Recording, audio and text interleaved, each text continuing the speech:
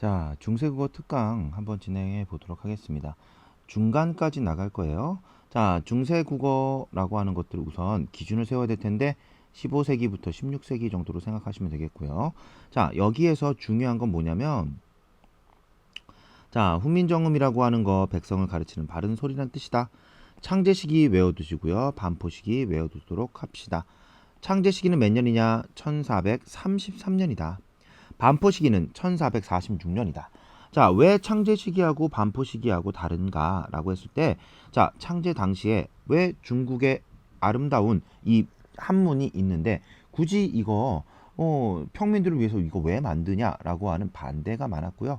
그리고 중국에게 이거 자칫 잘못하면 중국에게 밉보일 수 있다. 이런 것들 반대 세력이 많았기 때문에 나중에 반포하는데 시간이 오래 걸렸다. 이렇게 볼 수 있겠고요.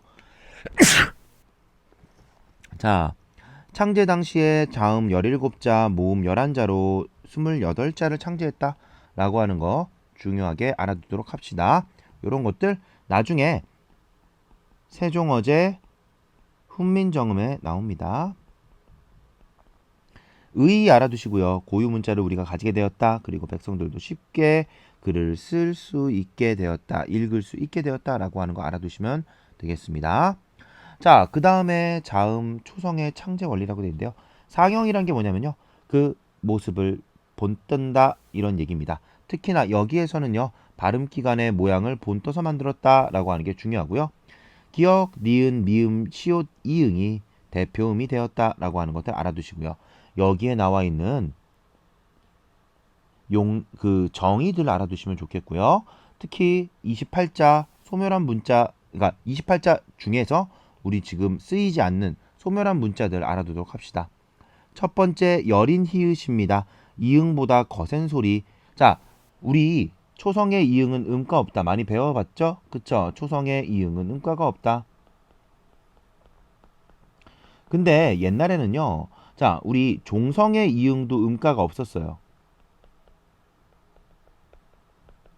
즉, 다시 얘기하면 음가가 있는 건 여린 히읗이라든지 옛 이응 같은 애들이었다. 여린 히읗이라든지 옛 이응 같은 애들이었다. 두 번째 나와 있는 거 옛 이응인데요. 약간 사과 모양처럼 꼬리가 달려있는 이응이에요. 자, 얘 같은 경우에는 어떻게 되느냐? 현대의 국어의 받침 이응과 같은 애들이다. 그러니까 음가가 있는 이응과 같은 의미의 같은 그 단위가 옛 이응이라고 얘기할 수 있겠다. 자, 그리고 세 번째로 반치음인데 얘는 Z 발음이에요. 마찰음의 울림소리고요. 아래아 이거 중요합니다. 아래아 특히나 중요한데 이 아래아는 아와 오의 중간 소리 그리고 우리가 해석할 때 첫째 음절에서는 아, 둘째 음절 이하에서는 으로 우리가 발음한다라는 거 알아두시고요. 이 아래아가 소실되면서 모음 조화가 문란해진다. 모음 조화가 문란해진다. 모음 조화라는 건 뭐니? 양성 모음은 양성 모음끼리 모음 조화라고 하는 거. 양성 모음은 양성 모음끼리, 음성 모음은 음성 모음끼리 이렇게 쓰는 것들이다. 그러면 양성 모음이란 건 뭐고 음성 모음이란 건 뭐냐? 양성 모음은 아래아. 이거 중세국어니까 아래아, 아, 오, 그리고 야, 요 이런 애들이다. 음성 모음은요. 으, 그리고 우, 뭐 여, 유 이런 애들이다. 중성 모음은 이, 요거 하나다. 요거 알아두시고요. 뒤이어서 배울 겁니다. 자, 그 다음에 가획의 원리라고 하는 건 획을 더하면 소리의 세기가 세지는 거야. 예를 들어서 기역에 획을 더하면 기역이 되고 니은에다가 획을 더하면 디귿 티읕이 되고 요런 식이다. 미음에다가 획을 더하면 비읍 피읍이 되고 요런 식으로 획을 더하면 소리가 더해진다라고 하는 거 이런 애들 뭐라고 그런다? 가획자라고 한다. 요거 알아두시면 되겠고요. 이체자라고 하는 건 완전히 다른 바디를 갖고 있다. 완전히 다른 몸체를 갖고 있다라고 해서 이체자예요.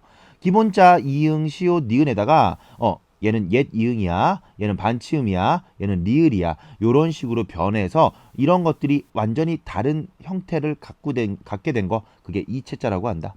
알아두시고요. 자, 그리고 여기서 중요한 건 병서와 연서인데요. 병서는요. 병렬한다는 얘기야. 연서는요. 연이어서 적는다는 거야. 방향이 얘는 이렇게 되고요. 얘는 이렇게 돼. 밑으로 깔려요. 자, 그래서 연이어서 이어서 적는다. 병렬은요. 나란히 적는다. 이렇게 알아두시면 되겠습니다. 자, 두 가지가 있는데요. 각자 병서하고 합용 병서가 있다. 각자 병서는요, 얘네 같은 것들을 두 개 쓰는 거야. 이런 식으로. 오케이? 자, 합용 병서는요, 시옷 기억이라든지, 시옷 디귿이라든지, 이런 식으로, 시옷 비읍이라든지, 비읍 디귿이라든지, 이런 식으로, 다른 것들을 두 개 쓰는 거예요. 우리 나중에 합용병서하고 또 다른 개념 어떤 거 배우냐면요. 어두자음군이라고 하는 거 배우는 거거든. 어두자음군. 합용병서야. 합용병서는 뭐라? 서로 다른 자음이 나란히 써 있어서 이런 애들, 시옷 기억 같은 애들 아니면 이런 애들도 있다. 자, 이런 게 합용병서인데 서로 다른 자음들이 같이 묶여 있는 거. 그런데 어두자음군이란 건 뭐냐면요. 그 각각의 자음들이 발음이 다 되는 거야. 예를 들어 원래 이렇게 돼 있으면 이건 쌍기역으로 발음을 해야 되거든. 쌍기역으로 발음해야 되는데, 자, 비읍 디귿 같은 경우에 옛날 사람, 우리는 지금 이거 쌍디귿으로 발음을 하지만 옛날 사람들은요 비읍도 발음하고 디귿도 발음했다는 거야. 둘 다 발음이 되었다는 거야. 이처럼 두 개의 자음이 발음되는 게 아니라. 무슨 얘기인지 알겠죠? 자, 그러면 어떻게 얘기할 수 있느냐? 이런 예시가 뒤에 나와 있는데 어떤 예냐? 예를 들어 우리 비읍이 덧나는 소리, 히읗이 덧나는 소리를 한글 맞춤법에서 배운 일이 있었어요. 비읍이 덧나거나 히읗이 덧나는 소리, 예를 들어서 살코기 같은 거 있잖아. 얘는 이렇게 돼 있다가 이 히읗이 어떻게 되는 거야? 기역과 만나가지고 키역이 돼서 살코기가 됐다라고 얘기할 수 있겠고요. 우리 좁쌀 있지, 좁쌀. 좁쌀 같은 경우에도 마찬가지야. 좁쌀은 자, 조 플러스 쌀이야. 그런데 거기에 비읍이 덧난 거잖아. 그치? 마찬가지로 햅쌀도 마찬가지야. 해 플러스 쌀이야.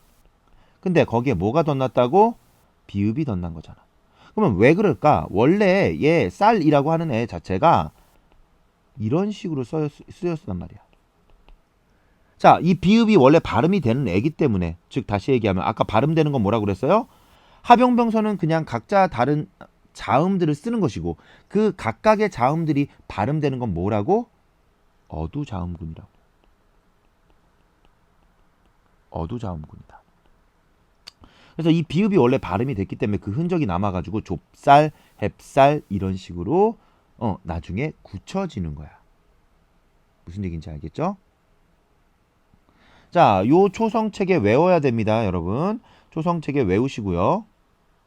자, 그리고 여기 나와 있는 것들 한번 훑어보시면 되겠고요.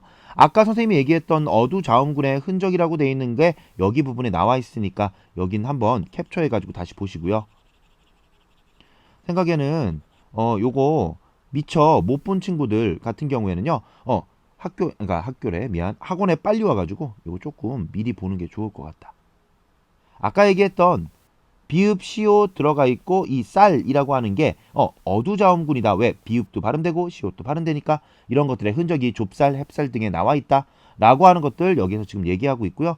여기에서 밑줄 친 부분은 뭐가 되겠느냐 라고 한다면 다 지우지 못했네. 자, 보면 이런 애들은 중세국어 시기에 비읍 디귿이나 비읍 시옷이나 비읍 지읒 같은 애들은 자음의 연세가 어두에 올 수 있었어. 이런 애들을 우리가 뭐라 그런다? 어두자음군이라고 한다. 예컨대 뜻, 시, 짝 같은 애들, 이런 애들은 우리가 지금 발음할 때는 어떻게? 된소리로 발음을 해. 그런데 자, 이런 애들에서 어두 초성의 두 자음이 모두 발음되었다라고 한다면 원래 우리는 지금 발음 못하지만 이렇게 돼 있을 때에 브라고 하는 이 음성도 발음이 되는 거야. 디귿이라고 하는 요 음성도 발음이 되는 거야. 이런 애들을 우리가 뭐라 그런다? 어두자음군이라고 한다. 자, 그 다음에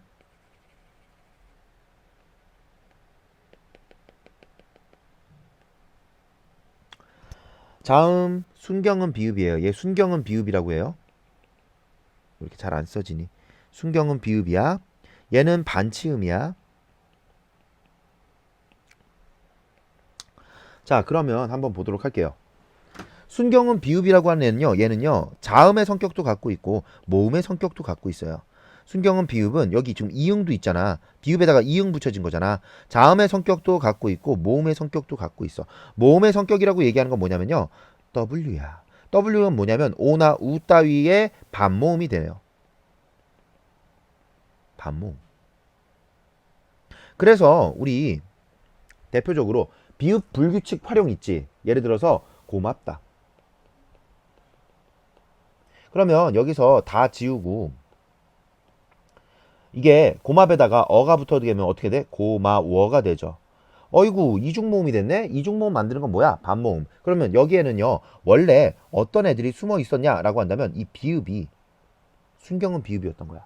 그러니까 여기에 나와 있는 반모음 W 있지. 반모음 W가 여기에 숨겨져 있어서 오, 우가 붙는 거예요. 그래서 고마어가 아니라 고마우어가 되는 거야. 오케이? 자, 그런 예들, 예를 들어서 곱다, 곱다 할 때 아가 붙어지면 얘가 고바 이렇게 됐다가 왜? 순경은 비읍이니까 순경은 비읍이니까 고바 이렇게 됐다가 얘가 고와라고 이중모음화 되는 거야. 마찬가지로 우리 굽다, 고기를 굽다 할 때 굽 같은 경우에 굽어 이렇게 되면 이게 굽어 이렇게 됐다가 이 순경은 비읍이 나중에 사라지면서 어떻게 되는 거야? 이중모음화 돼서 구어로 되는 거예요. 소멸한 경우도 있습니다. 소멸한 경우도 있는데 예를 들어서 고와 이런 애들은 이중모음이 됐지만 고이 이런 애들은 고이 보내드리오리다 이런 애들은요 순경은 비읍이 아예 사라지고 이응 자리만 남는 거야. 자리에 그냥 이응만 추가해 준 거지. 이런 식으로 아예 소멸되는 경우도 있었다. 중요한 건 뭐다? 현대국어에서 비읍 불규칙 활용을 보이는 용언들은 중세국어 시기에 순경은 비읍을 받침으로 갖고 있었다. 그래서 비읍 불규칙이 일어나고 그 이후에 어떻게 되느냐? 불규칙한 활용인 이중모음화가 되는 것이다.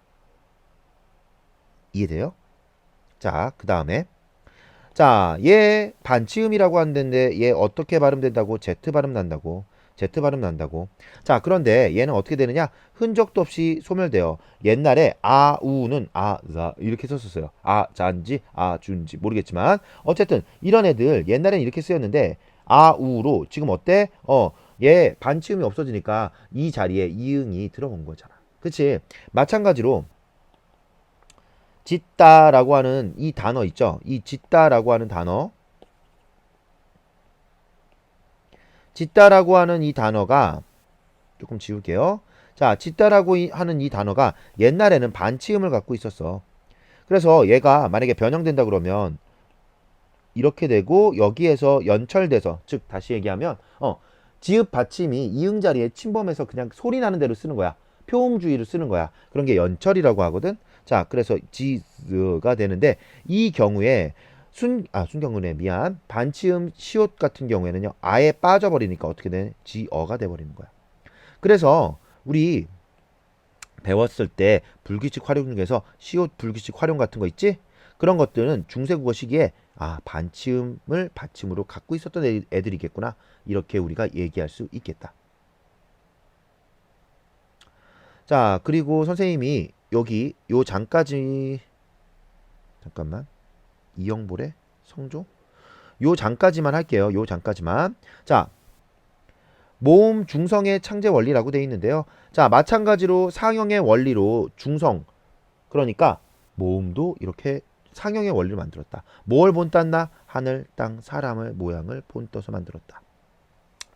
그래서 천지인이라고 여러분들 들어본 적 있을 거예요. 모바일 쓰시는 분들 중에서 어떤 분들은 이렇게 기본적인 컴퓨터 타자 같은 것들 쓰지 않고 천지인이라고 금방금방 한 손으로 쓸 수 있는 이런 체계를 쓰시는 분들이 있거든. 키보드에. 자, 그러면 이 천지인이라는 건 뭘 본따서 만들었냐? 하늘, 땅, 사람이야. 아래아가 하늘이야. 의가 땅이야. 이가 사람이야. 그래서 천지인인데 얘는 양성 모음이고요. 얘는 음성 모음이고요. 얘는 중성 모음이에요. 요거 알아두시면 되겠고 중요한 건 뭐냐면 이게 우주의 기본 요소인 삼재를 가리킨다. 어디에서? 성리학에서 얘기했던. 그래서 이 모음자에는 성리학적 사상이 반영된 것이라고 볼 수 있겠다. 이 정도까지 여러분들 알아두셔야 되겠습니다. 자, 그 다음에 합성의 원리라고 되어 있는데요. 합성의 원리는 뭐냐? 아까 얘기했던 아래하고 의하고 이를요. 합성하면 이게 얘네들을 합쳐 놓으면 초출자가 돼요. 그래서 요렇게 하면 오가 되고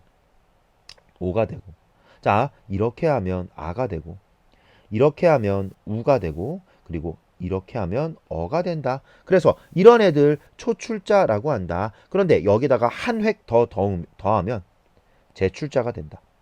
그래서 얘는 뭐야? 요가 되고, 얘는 뭐야? 야가 되고, 얘는 유가 되고, 여가 된다. 이래서 이런 애들은 다시 한번 더해 놓았으니까 이런 것들은 제출자라고 한다. 그리고 합용의 원리라고 되어 있는데요. 제출자끼리 초출자끼리 더하거나 거기다가 이를 더하거나 아니면 기존 글자에다가 또 이를 더해가지고 만드는 여러 가지 방식들이 있다. 막 이런 애들도 있지만 보기 우리가 알 수 있는 이런 애들도 있지만 이런 애들이라든지 이런 애들도 있다라는 정도 알아두시면 이런 애들도 있다라는 정도 알아두시면 되겠고요. 자, 훈민정음 기본의 중성체계는요, 여러분들 살펴보시면 되겠고요. 특히 여기에서 요 여린 히읗의 용법 이거는요, 선생님이 내일 다시 설명해 드릴게요. 자, 그리고 동국정운식 한자음이라고 되어 있는 게 있는데요. 이게 뭐냐면 자, 우리나라 말이 생겨났어. 그런데 한문에 관련돼서 우리가 이런 것들 옆에다 번역을 쓴다고 해서 이런 식으로 목 이렇게 써버리면 중국 글자하고 대등한 것이냐라고 오해받을 수 있고 굉장히 어떻게 보면 우리나라가 그 당시에 갖고 있었던 사대주의에 입각하면 무례한 것이거든. 그러니까 여기에서 되도록이면 중국 글자를 중국의 원음에 가깝게 중국어의 원음에 가깝게 해라. 원음에 가깝게 하고 비슷하게 하고 그리고 중국어를 굉장히 리스펙트 하는 거야. 그러니까 중국어는 어떻게 해야 된다? 보존해야 돼. 뭔가 완전성이 있어야 돼. 이런 것들을 추구했던 게 동국정운식 한자음이다. 자, 그래서 자, 첫 번째 자, 초성, 중성, 종성이 우리 삼성체계죠. 그런데 필요도 없는데 굳이 삼성체계를 만들었어. 어떤 건 한자어는 예를 들어서 새라고 세상 새자 있으면요. 이거를요. 자, 우리 우선 중국어 발음하고 비슷하게 하자 해가지고 시에 이렇게 한 다음에 여기다가 여린 히읗이래 옛 이응까지 넣어버린 거야. 굳이 이거는요 발음되지 않아. 그래도 넣어준 거야. 왜? 완전성을 갖추기 위해서. 그래서 발음되는 거 보면요. 이거 흥 아니고 허다. 얘도 낭 아니고 나야. 뽕 아니고 뽀예요. 이 뽀는요. 이거 그 중국어에서 뽀라고 발음을 할 거야. 이 뽀는 어떤 뽀냐? 우리 뭐 삼음보 할 때 보예요. 그런데 센 발음을 내는 거지. 뽀 이런 식으로 발음되는 거지. 두 같은 경우에도 자 이응이나 옛 이응이나 아니면은 순경은 미음 따위를 넣어줬대. 두도 두에다가 순경은 미음 발음 안 되지만 표 같은 경우에도 순경은 미음을 넣어줬대요. 그리고 또 하나 지우고 자 여린 히읗이나 반치음이 있었는데 얘네들은 초성에 있었대요. 그런데 이런 애들은 지금 발음되지 않아. 얘 같은 경우 얘 이렇게 쓰는 거 얘 지금은 음이라고 발음하잖아. 그때는 이렇게 여린 히읗을 써줬대. 혹은 얘 같은 경우에는 일이잖아. 그런데 이런 식으로 써줬대요. 이게 일자가 아닐까 생각되는데 일자보다도 지금 니은이 써져 있는 거 보니까 옛날에는 이런 식으로 반치음에서 진 이렇게 썼나 봐. 자, 그 다음에 이영보레라는 거 나와 있는데요.